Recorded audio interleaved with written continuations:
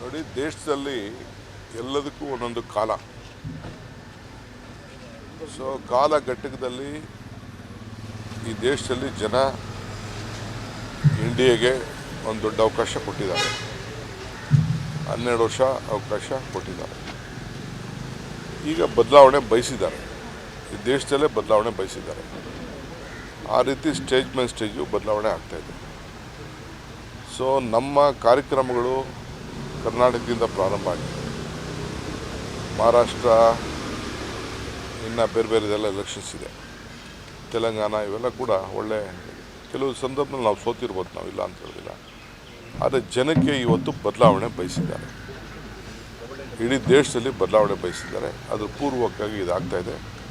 ನಾನು ದೇಶದ ಎಲ್ಲ ಮತದಾರರಿಗೆ ಈ ಸಂದರ್ಭದಲ್ಲಿ ಅಭಿನಂದಿಸ್ತೇವೆ.